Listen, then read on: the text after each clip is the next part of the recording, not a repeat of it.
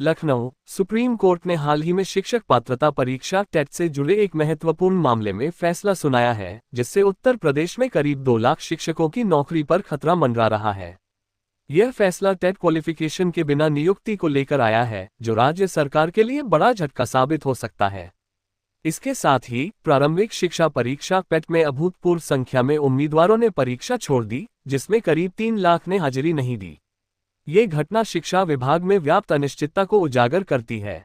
Supreme court ने TET को शिक्षक भर्ती के लिए अनिवार्य माना है, जैसा कि राष्ट्रीय शिक्षक शिक्षा परिषद (एनसीटी) के दिशानिर्देशों में उल्लिखित है। कोर्ट ने कहा कि टेट के बिना की गई नियुक्तियां अमान्य हो सकती हैं। उत्तर प्रदेश में पिछले कुछ वर्षों में हजारों शिक्षकों की भर्ती टेट क्वालिफिकेशन के बिना हुई थी, खासकर सहायक शिक्षक पदों पर। आंकड़ों के अनुसार राज्य में लगभग 2 लाख से अधिक शिक्षक ऐसे हैं जिनकी योग्यता पर सवाल उठ रहे हैं। यह फैसला उन शिक्षकों के लिए चिंता का विषय है जो वर्षों से सेवा दे रहे हैं, लेकिन अब उनकी नौकरी पर असर पड़ सकता है।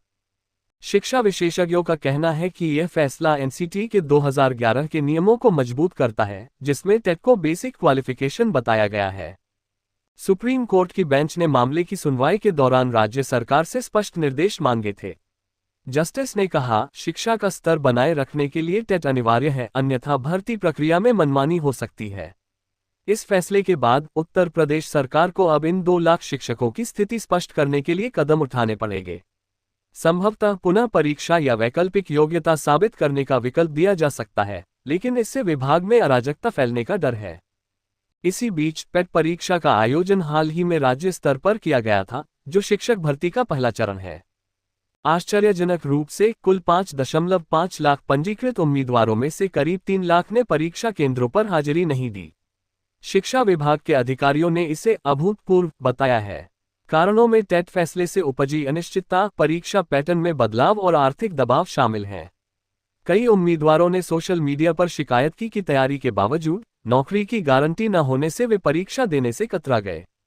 एक उम्मीदवार ने कहा, एससी के फैसले ने सबको डरा दिया है, अब टेट पास करना पड़ेगा तो पेट का क्या फायदा। उत्तर प्रदेश में शिक्षा विभाग पहले से ही शिक्षक कमी की समस्या से जूझ रहा है। ग्रामीण क्षेत्रों में एक भी शिक्षक न होने वाली स्कूलों की संख्या 20,000 से अधिक है। टेट फैसले से न केवल मौजूदा शिक्षकों की नौकरी खतरे में है, बल्कि नई भर्ती प्रक्रिया भी प्रभावित होगी। सरकार ने 69,000 सहायक शिक्षक भर्ती का लक्ष्य रखा था, लेकिन पेट की खराब हाजिरी से ये लक्ष्य मुश्किल लग रहा है। विपक्षी दलों ने सरकार पर निशाना साधा है। समाजवादी पार्टी के नेता ने कहा, योगी सरकार की लापरवाही से लाखों युवाओं का भविष्य अधर में लटक गया है। टेट को अनदेखा करना गलती थी। शिक्षक संगठनों ने सुप्रीम कोर्ट के फैसले का स्वागत किया है, लेकिन मौजूदा शिक्षकों के लिए छूट की मांग की है। उत्तर प्रदेश प्राथमिक शिक्षक संघ के अध्यक्ष ने कहा, टेट महत्वपूर्ण है, लेकिन जो शिक्षक 5-10 साल से पढ़ा रहे हैं, उनकी नौकरी बचानी चाहिए, अन्यथा शिक्षा व्यवस्था ठप हो जाएगी।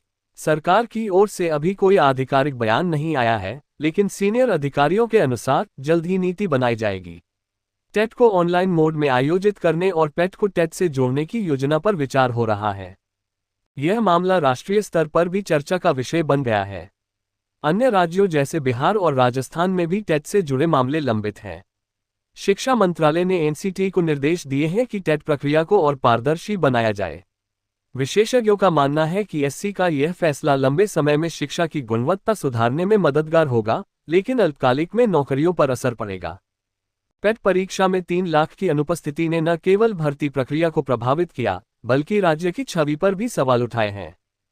कई केंद्रों पर महज 20-30% उम्मीदवार पहुंचे। परीक्षा नियामक प्राधिकरण ने कहा कि अब शेष उम्मीदवारों के लिए पुनः परीक्षा का विचार किया जा रहा है। कुल मिलाकर टेट फैसले ने उत्तर प्रदेश की शिक्षा व्यवस्था को हिला दिया है। 2 लाख शिक्षकों की नौकरी बचाने के लिए सरकार को तत्काल कदम उठाने होंगे, वरना आंदोलन की स्थिति बन सकती है। युवाओं का भविष्य दांव पर है और राज्य को संतुलित नीति अपनानी होगी।